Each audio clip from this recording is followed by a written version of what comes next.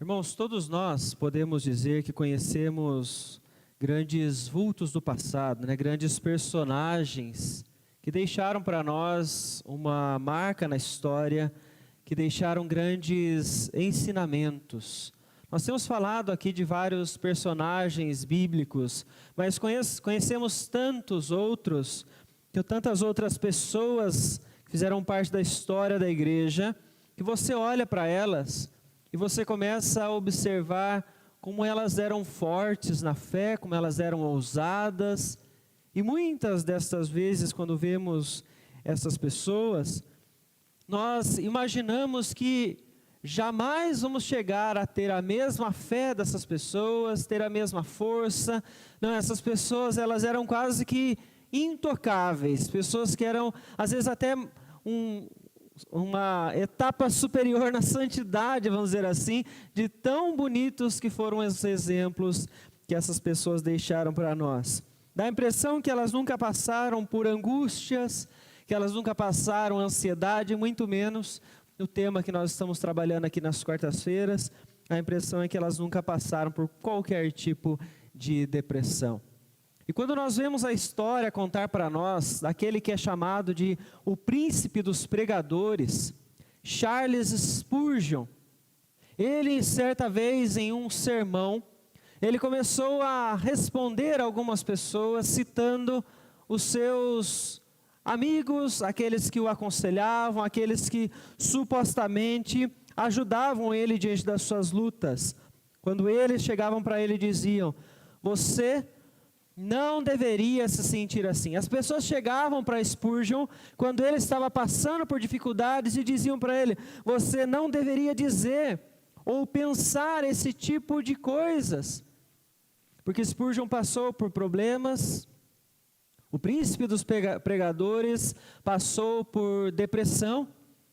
E então, respondendo a essas pessoas em defesa daqueles que sofriam a depressão, ele diz: não é fácil dizer como uma outra pessoa deve se sentir ou agir. Somos diferentes, cada um de nós, mas tenho a certeza de que há uma coisa em que todos somos unidos em tempos de profunda agonia: a sensação de desamparo. Spurgeon, então, ele começa a falar àquelas pessoas neste seu sermão, defendendo aqueles que passavam por depressão e recebiam amparo desses supostos ajudadores, mas que na verdade não tinham a capacidade de sentir o que ele estava sentindo, de viver aquilo que ele estava passando naquele instante. E ele então fala dessa sensação de desamparo, porque muitas pessoas estavam ao seu redor, mas nenhuma delas eram capazes de dar a ele a ajuda que ele precisava naquele momento de dor, momento em que ele passou por depressão. E ele fala então sobre esta sensação de desamparo, para poder mostrar que muitas pessoas que sofrem de depressão, elas não encontram o espaço para serem ajudadas. Elas não encontram espaço para as pessoas ouvirem ela. E ele até trata sobre isso, dizendo que isso causa vergonha naquele que tem depressão. Porque ao dizer para uma pessoa que está sofrendo: você não deveria se sentir assim, é uma falta de sensibilidade das pessoas e não saber quais os problemas que essa pessoa está trazendo na vida dela, que fez com que ela chegasse naquele instante. Então isso causa vergonha, leva muitas pessoas a nem tratarem, a nem reconhecerem, ao menos falarem da possibilidade de elas estarem passando por uma depressão, por causa da maneira como os demais as tratam. E ele diz então que quando essas pessoas tratam sobre este assunto, elas tratam sussurrando, elas falam tão baixo, porque elas têm vergonha que as outras pessoas achem que elas estão sofrendo de tal forma, ou que isso vai ser escandaloso para os demais, ou até mesmo sendo acusadas a todo tempo por estarem em depressão, por causa de pecado. Então muitos acabam não encontrando ajuda, porque eles vivem esta sensação de desamparo, e por isso é tão importante nós falarmos sobre este tema. falarmos sobre esta confiança que as pessoas precisam desenvolver, uma liberdade, elas precisam saber sobre esse assunto para poder pensar e entender o que o outro então pode estar passando. Caso contrário, especialmente nós como igreja, nós estaríamos ajudando as pessoas que sofrem a entrar em estágios mais profundos de depressão e até mesmo mais perigosos para a própria vida dessas pessoas. Eu não sei se vocês já ouviram falar, talvez os irmãos já conheçam, você que está nos acompanhando também pelo canal, já tem ouvido falar sobre a história deste senhor, de um senhor que passou por uma depressão bastante profunda. E esta depressão profunda, quando ele relatou esta história, ele chegou a dizer então que o seu corpo sentia dores por causa disso. Talvez os irmãos vão se lembrar quando nós falamos dos constantes gemidos, dia e noite, que esse senhor então retratou que ele tinha. De quem nós estamos falando? Estamos falando do rei Davi. Então eu quero convidar os irmãos a abrir a palavra do Senhor para nós lermos um pouco do seu relato, da sua história, no Salmo de número 38. Vamos ler o Salmo inteiro, do versículo de número 1 até o versículo de número 22. Salmo 38, vamos ver então como é que este senhor passou por esta depressão, o que é que ele estava vivendo ao longo dos seus dias. O texto da palavra do Senhor diz o seguinte: Não me repreendas, Senhor, na tua ira, nem me castigues no teu furor. Cravam-se em mim as tuas setas, e a tua mão recai sobre mim. Não há parte sã na minha carne, por causa da tua indignação. Não há saúde nos meus ossos, por causa do meu pecado. Pois já se elevam acima de minha cabeça as minhas iniquidades, como fardos pesados excedem as minhas forças. Tornam-se infectas e purulentas as minhas chagas, por causa da minha loucura. Sinto-me encurvado e sobremodo abatido, ando de luto o dia todo. Ardem-me os lombos, e não há parte sã na minha carne. Estou aflito e muito quebrantado. Dou gemidos por efeito do desassossego do meu coração. Na tua presença, Senhor, estão os meus desejos todos, e a minha ansiedade não te é oculta. Bate-me excitado o coração, faltam-me as forças, e a luz dos meus olhos, essa mesma já não está comigo. Os meus amigos e companheiros afastam-se da minha praga, e os meus parentes ficam de longe. Armam ciladas contra mim, os que tramam tirar minha vida, os que procuram fazer o mal, dizem coisas perniciosas e imaginam engano todo dia. Mas eu, como surdo, não ouço, e qual mudo não abro a boca. Sou com efeito como quem não ouve, e em cujos lábios não há réplica. Pois em ti, Senhor, espero, tu me atenderás, Senhor Deus meu. Porque eu dizia: não suceda que se alegrem de mim e contra mim se engrandeçam quando me resvala o pé. Pois estou prestes a tropeçar, a minha dor está sempre perante mim. Confesso a minha iniquidade, suporto tristeza por causa do pecado, mas os meus inimigos são vigorosos e fortes, e são muitos, o que sem causa me odeiam. Da mesma sorte, os que pagam o mal pelo bem são meus adversários, porque eu sigo o que é bom. Não me desampares, Senhor. Deus meu, não te ausentes de mim. Apressa-te em socorrer-me. Senhor, salvação minha. Vamos orar mais uma vez? Querido Deus, diante da Tua palavra, ó Pai, nós pedimos a Deus pela Tua graça sobre nós. Sabemos, ó Deus, que se não tivermos o Teu auxílio, se o Senhor, através do Teu Espírito, não nos usar, não falar aos nossos corações, nós jamais entenderemos as verdades espirituais, ó Deus, que a Tua palavra possui, ó Deus. Por isso eu peço ao Senhor que fale aos nossos corações neste momento. Que o Senhor, ó Deus, transforme a vida de cada um de nós, para nós voltarmos para os nossos lares, terminarmos esta reflexão, ó Deus, diferente de como nós iniciamos, pois nós entenderemos a Tua vontade, compreenderemos, ó Deus, com clareza e profundidade as verdades do Senhor. E no nome de Jesus, ó Pai, que nós oramos, e desde já, Deus, nós agradecemos ao Senhor. Amém, Senhor Deus. Irmãos, então nós podemos ver que aqui está o rei Davi, né? O rei de Israel. E assim como nós vemos então Spurgeon, quando nós olhamos as suas histórias, você lê muitas vezes as histórias de Davi, e você acaba se afastando da humanidade de Davi. Nós olhamos para ele e vemos o grande rei de Israel, o homem segundo o coração de Deus, e muitas vezes como os vultos, né, como Spurgeon e os demais homens e mulheres na história da igreja, nós acabamos achando que eles estão a um patamar acima na espiritualidade e dá a impressão que você nunca vai chegar ao mesmo nível de força e de fé que Davi tinha.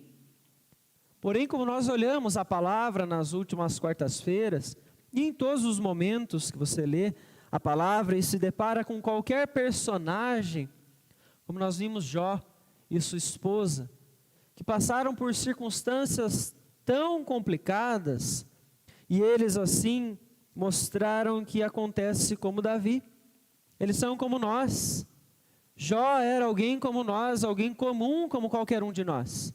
A esposa de Jó era alguém como nós.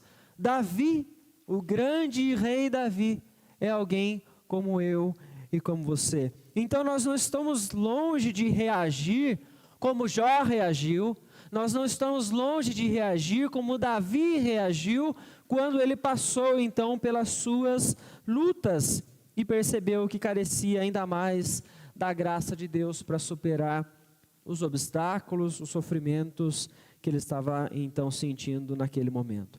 Como é que está Davi quando ele escreve o Salmo de número 38? Peço a ajuda dos irmãos que estão aqui comigo. O que é que vocês conseguem ver que Davi está dizendo sobre ele? O que é que ele está sentindo? O que é que você consegue ver que o texto mostra que ele está passando neste momento?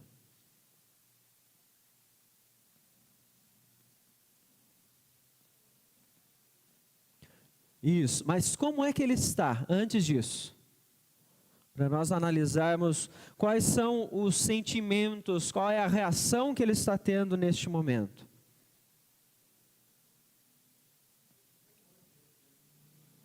Um temor diante de Deus.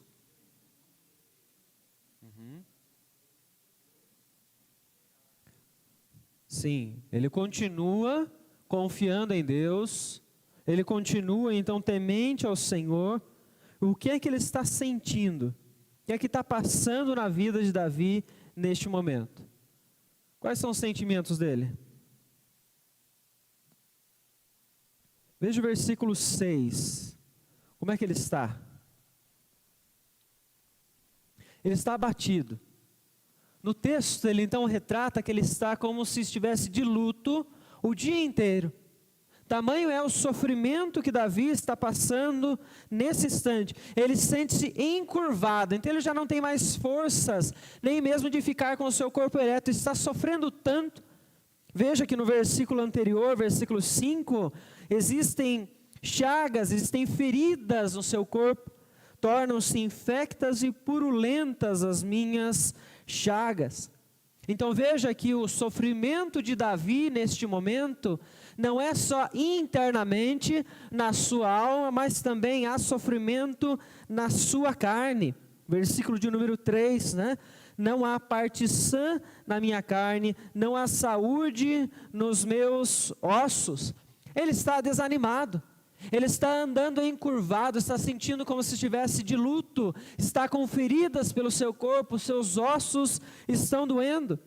Veja o versículo de número 10, no final, no versículo 9, no final ele diz sobre uma ansiedade, que diante de Deus ele sabe que a ansiedade que ele está passando não é oculta perante o Senhor. E o versículo de número 10, então ele vem mostrar como ele estava. Coração está excitado, está batendo rápido, está batendo forte, faltam as forças, e os seus olhos já não têm mais o mesmo vigor como antes. Reúna todos essas reações, esses sentimentos, essas dores. Davi está com aquilo que nós hoje caracterizamos como alguém que está passando por depressão.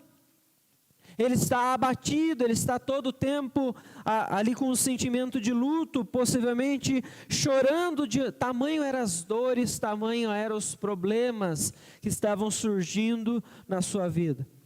E aí sim, eu volto ao que a Luísa trouxe para nós, que o Jatir também já completou. O que é que levou Davi a chegar nesse estágio, com este sentimento de luto, andando por todos os tempos encurvado, a todo momento aí com essa ansiedade? E aí sim os versículos 3 e 4 dizem para nós: por que Davi ficou depressivo? Por causa do seu pecado. Não é? Ele mesmo, ele mostra para nós, versículo de número 3, por que não há parte sã na sua carne? Por causa da indignação, está falando com o Senhor. Não há saúde nos ossos, por quê? Por causa do seu pecado. Ele havia pecado contra o Senhor, ele sabe das suas iniquidades, e o pecado dele está sempre diante dele, a todo instante. Versículo de número 17, ele fala isso: a minha dor está sempre perante mim. O pecado está visível diante de Davi a todo instante. Então a situação que ele passa, a depressão que Davi está vivendo neste momento, ela tem um motivo, e o motivo então, ele é muito claro. Davi é consciente deste motivo, e por isso ele é capaz de reconhecer ao longo do Salmo, que ele está com aquelas chagas, que ele está com todo aquele sofrimento, porque ele é culpado, porque ele pecou diante do Senhor. É muito interessante de você pensar um pouco na história de Davi. Como eu falei, nós vemos este grande rei, né, este homem segundo o coração de Deus, que em outros salmos, ele não está como este sofredor aqui. Ele não está amedrontado, muito pelo contrário.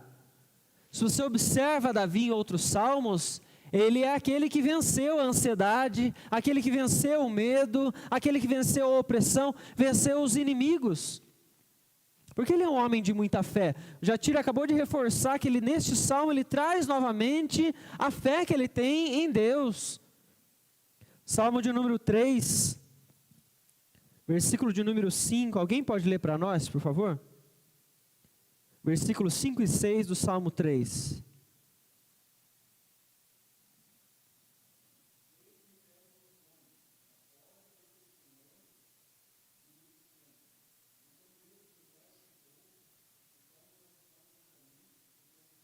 Veja só, é um Davi corajoso, um Davi que tinham pessoas o perseguindo naquele instante. Seu próprio filho chegou a perseguir. Ele já havia passado por dificuldades assim com relação ao próprio Saul. E ele está dizendo: eu deito tranquilamente, porque eu sei que o Senhor está cuidando e o Senhor é quem vai batalhar isso por mim. Ou seja, ele já superou os sofrimentos.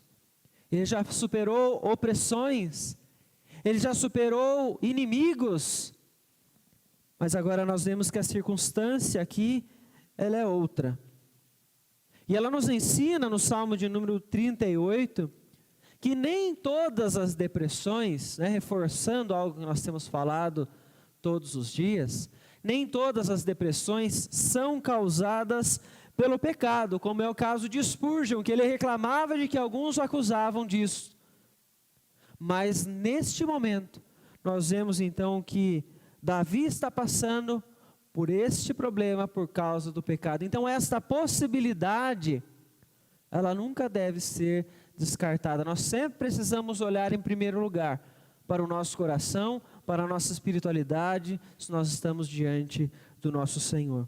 Davi possui aqui um pecado ao qual ele não confessou, um pecado que ele não havia abandonado, e por isso estava sofrendo todas essas consequências.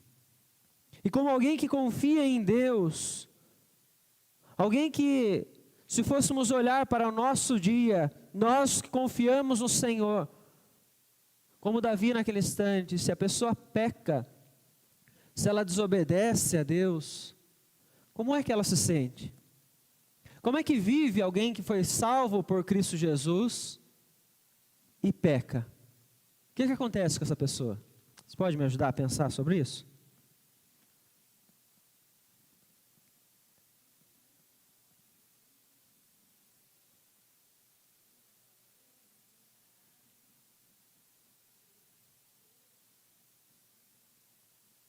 Pessoa que é salva por Cristo Jesus, pessoa que tem fé em Deus, ela se sente mal, porque ela tem consciência, e é a grande questão. Aquela pessoa então que serve a Deus, ela sabe o que ela está fazendo, ela entendeu a verdade, e por isso é incômodo para ela naquele instante, porque ela possui o Espírito de Deus a conduzindo ao longo de toda a sua vida. A palavra do Senhor, Paulo fala aos Romanos, que o salário do pecado é a morte, e um dos sentidos para a morte, quando nós olhamos a palavra nos mostrar, é o afastamento de Deus, e é aí que vem o sofrimento, aí é que vem a tristeza, porque longe de Deus não há a alegria verdadeira, e era o que estava acontecendo com Davi naquele instante.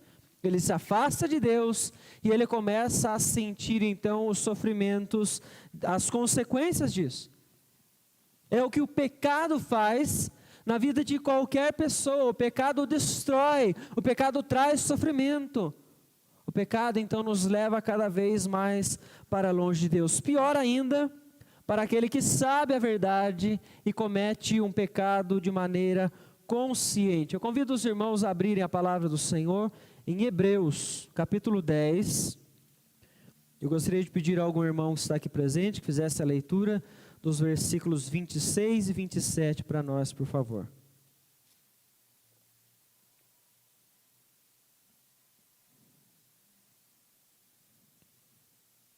Hebreus capítulo 10, versículos 26 e 27.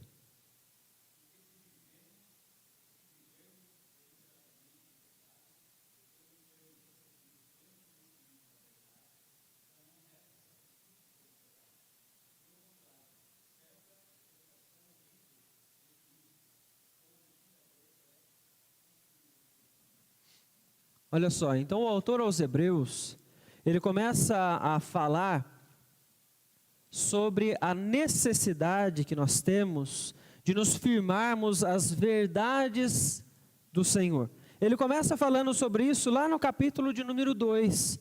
Ele vem no capítulo 2, no versículo 1 dizer: por esta razão, importa que nos apeguemos com mais firmeza às verdades ouvidas, para que delas jamais nos desviemos. E o autor aos Hebreus, ele começa a trabalhar então ao longo da carta, os problemas que as pessoas começam a ter, quando elas se afastam dessas verdades.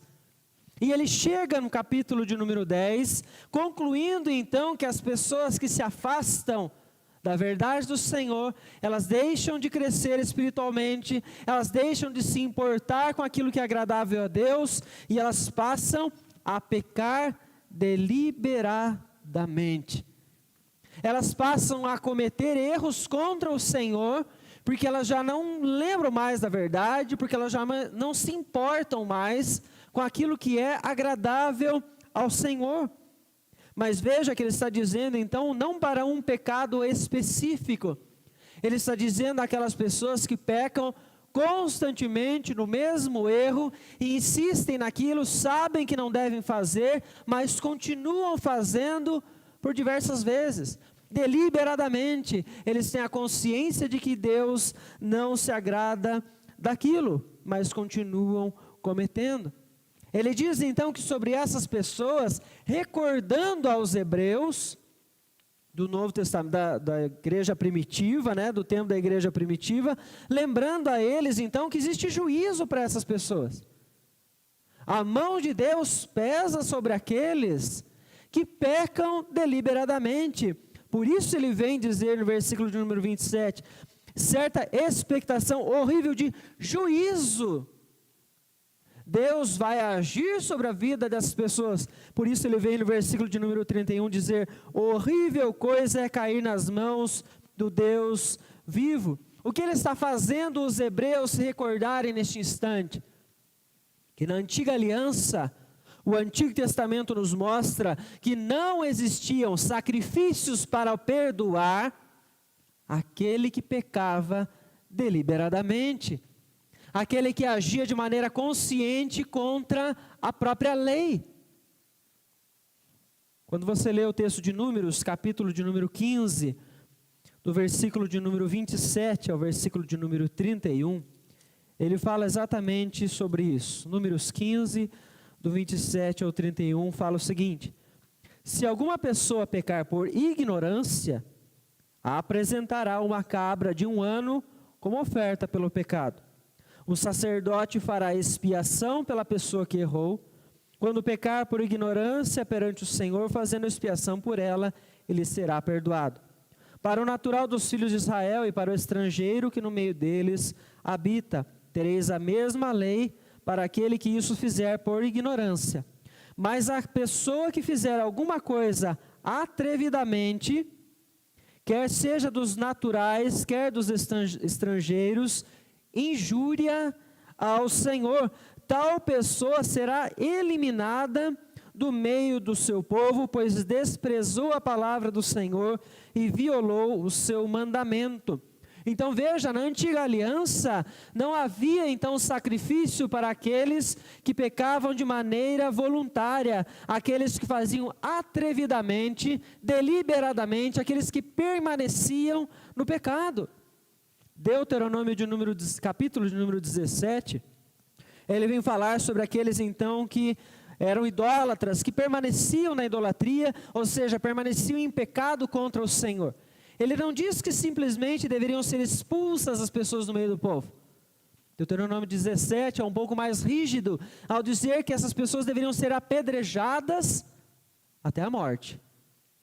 Porque na antiga aliança, então, para aquele que conhecia a lei e pecava deliberadamente, esta pessoa, então, ela sofria o juízo. Essa pessoa, então, ela recebia a punição da mão de Deus, pois Deus havia direcionado dessa forma.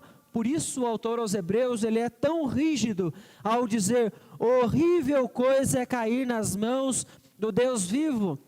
Porque horrível coisa é cair nas mãos do Deus vivo para correção e disciplina, quando isso é então necessário.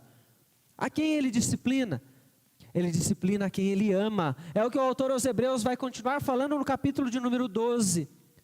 Aqueles a quem ele ama, aqueles a quem ele chamou para si, aqueles que têm fé nele, conhecem a sua lei, conhecem a sua verdade e não obedecem. Estes ele disciplina. Estes então ele corrige. Mas quem peca então conscientemente tem que se lembrar: está entristecendo a Deus. Está entristecendo o Espírito de Deus, pois eles se tornaram agora templo do Espírito Santo. E essas pessoas então são incomodadas pelo Espírito de Deus a cada vez que elas pecam, a cada vez que elas falham. Não conseguem dormir, sentem-se mal, ficam incomodadas. Por isso aquele que é salvo por Cristo, aquele que conhece ao Senhor, aquele que tem fé nas promessas de Deus, este não fica tranquilo com os seus pecados, ele é incomodado constantemente. Mas o que é que Paulo fala para nós, quando ele escreve a sua carta a Timóteo? Alguém pode ler para nós? 1 Timóteo capítulo 4, versículo de número 2.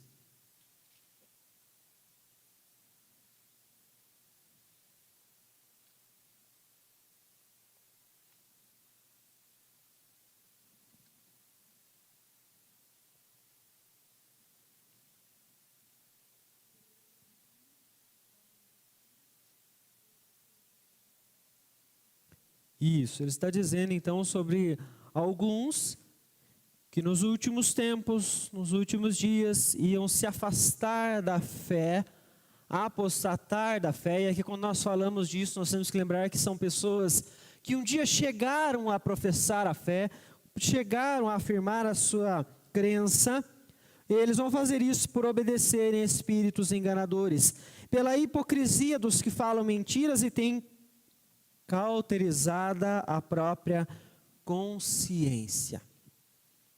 Paulo nos lembra, neste instante, que algumas pessoas, elas têm então a sua consciência, a sua mente cauterizada. E o que é cauterizar? Se você for pensar então nessa técnica, nesse método que é usado, cauterizar é queimar uma parte do corpo para que uma ferida se feche, para que ela fique amortecida, para que ela se torne mais rígida. Quando Paulo diz então que a pessoa está com a consciência cauterizada, ele está dizendo isso, que a pessoa está então com a consciência, com a sua mente amortecida. Ou seja, nós vemos aqui que essas pessoas são aquelas que eram capazes de, pela hipocrisia delas, falarem mentiras, mas não serem capazes de viver aquilo. No coração delas era algo totalmente diferente. A mente delas estava tão cauterizada que elas eram capazes de dizer que acreditavam em algo, mas elas não acreditavam. Elas eram capazes de direcionar as pessoas para longe de Deus, sendo então que elas não eram capazes nem de entender o que realmente Deus queria delas em muitos instantes. Isso pode acontecer comigo e com você. Nós podemos chegar ao ponto de ter a nossa mente cauterizada, ou isso só vai acontecer com aqueles que algum dia vão apostatar da sua fé? O que é que você acha? Você acha que isso é possível?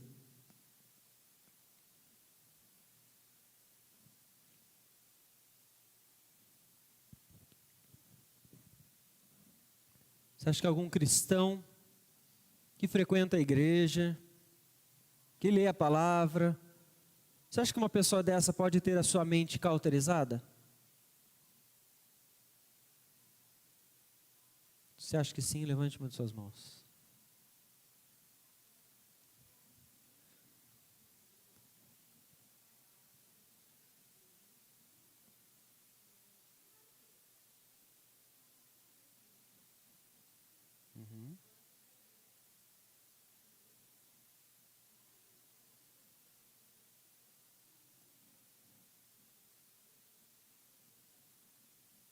Isso.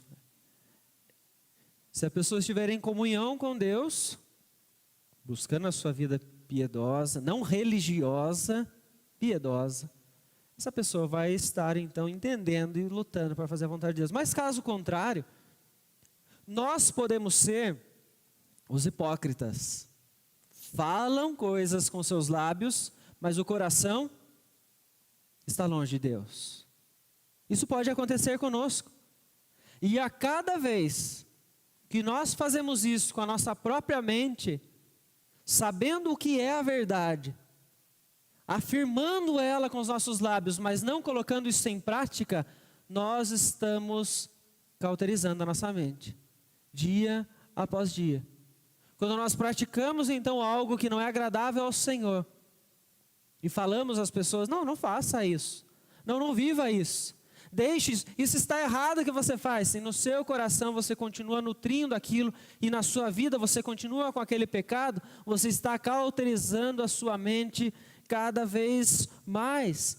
Ou seja, você está chegando ao ponto da sua mente ficar então amortecida, ou seja, você não vai conseguir mais sentir o incômodo do Espírito Santo com aquele pecado que você está cometendo naquele instante. Você chegou a um nível que você se afastou tanto de Deus, que você perdeu a sensibilidade ao que Deus está falando com você, pela palavra que o Espírito Santo vai agir dentro de você.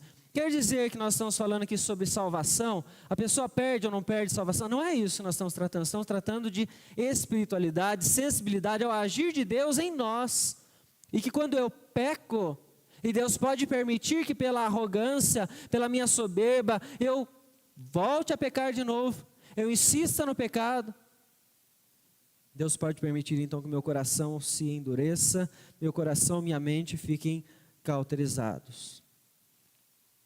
Por isso, palavra do Senhor, ela nos mostra a todo instante que é necessário arrependimento. Não é só porque nós estamos na igreja, que nós conhecemos a Deus, professamos a Cristo Jesus, que eu não preciso me arrepender mais. Quando eu me converti, eu já me arrependi da vida que eu tinha antes, de eu nunca ter me submetido a Cristo, e aí então eu continuei a minha vida cristã e não preciso mais disso. Não, o arrependimento é constante, o arrependimento ele é diário. Todas as vezes que eu lembro que eu sou pecador, que eu cometi um erro, que eu analiso a minha vida, ou quando eu me aproximo cada vez mais de Deus pela palavra, eu descubro quanto mais coisas ruins eu gosto, quanto mais coisas ruins eu faço, eu preciso voltar a Deus, confessar o meu pecado, me arrepender e abandonar. Isso é constante em toda a nossa vida. Afinal de contas, nós vamos deixar de ser tentados? Não vamos. Nós vamos passar por tentações ao longo de toda a nossa história. Então a nossa luta contra o pecado, ela não vai ser momentânea, ela vai ser constante. A nossa luta por santidade, ela vai acontecer a cada minuto das nossas vidas. Onde você estiver, com quem você estiver, qual o contexto você estiver. Nós vamos precisar então lembrar de tudo isso, que nós um dia entendemos o que Jesus Cristo fez por nós, o compromisso que nós fizemos diante dele e voltarmos a ele constantemente. Aquelas pessoas então que sofrem por depressão, algumas delas sofrem porque elas estão em pecado, porque elas se afastaram de Deus, porque elas chegaram a um ponto onde elas estão tão insensíveis ao agir de Deus, elas continuam pecando deliberadamente, atrevidamente, como a palavra do Senhor nos diz, que elas chegaram então a sofrer com este pecado que elas cometeram. E aí o sofrimento pode vir de várias maneiras. Deus trazer o seu juízo, Deus pesar a sua mão sobre a vida dessas pessoas, e uma das formas esta tristeza profunda, ou até mesmo dores, né, no corpo, a reação que o nosso corpo pode então trazer para nós por falta de confissão de pecados. Alguém gostaria de comentar alguma questão até este momento que nós estamos conversando aqui? Quer comentar alguma coisa ou tirar alguma dúvida?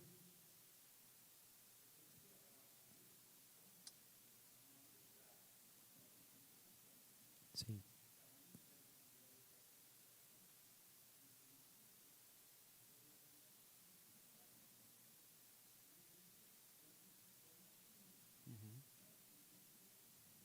Sim.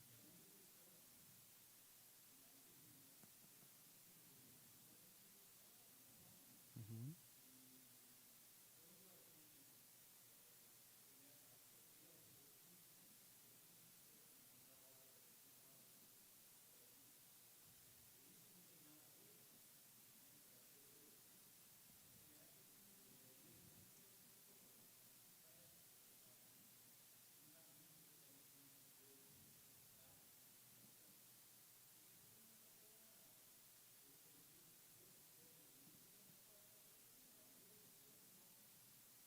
Todo mundo faz, né?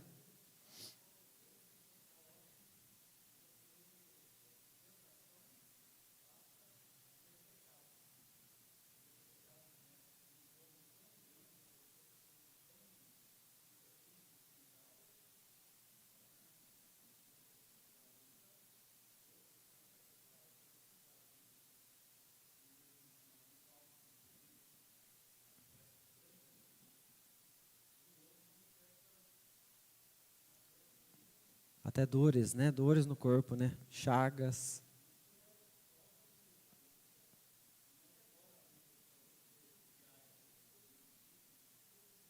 Sim. A nossa luta ela vai ser sempre constante até a volta de Cristo, né? Enquanto Ele não voltar, nós continuaremos aqui conscientes de quem nós somos, conscientes da nossa luta, conscientes do nosso desejo pecaminoso, que a nossa carne, ela nos leva muitas vezes a caminhos que não são agradáveis a Deus. E aí está o momento que o cristão precisa lembrar então e voltar para o Senhor. Mas se existe alguém que está passando então por uma depressão por causa do pecado, quando esta pessoa pode voltar a sentir paz? O que ela precisa fazer? Ela precisa se arrepender. O apóstolo Paulo, ele fala aos Romanos, no capítulo de número 6, versículo de número 1, que diremos, pois? Permaneceremos no pecado para que seja a graça mais abundante? De modo nenhum. Como viveremos ainda no pecado, nós os que para ele morremos? Ou porventura, ignorais que todos nós fomos batizados em Cristo Jesus, fomos batizados na sua morte?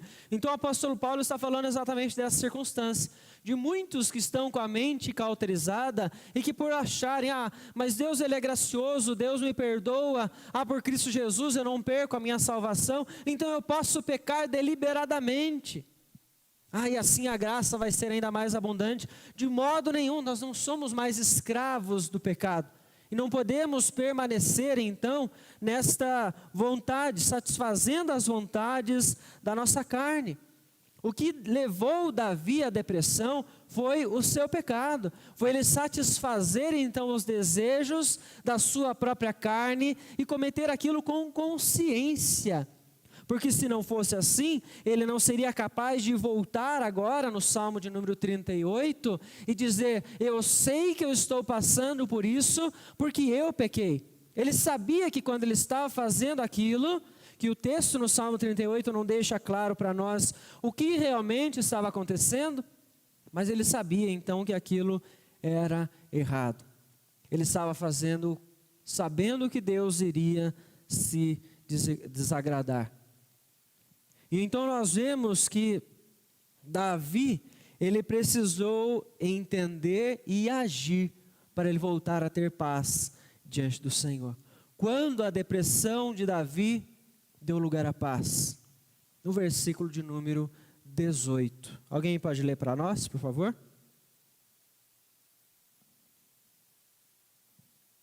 Salmo 38, versículo 18.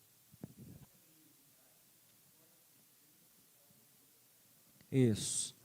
A paz, a tranquilidade na alma de Davi, ela voltou quando ele foi capaz de confessar. Nós sempre falamos aqui que em alguns casos, a depressão tem causas diferentes desta que está acontecendo com Davi, e exige então um tratamento médico.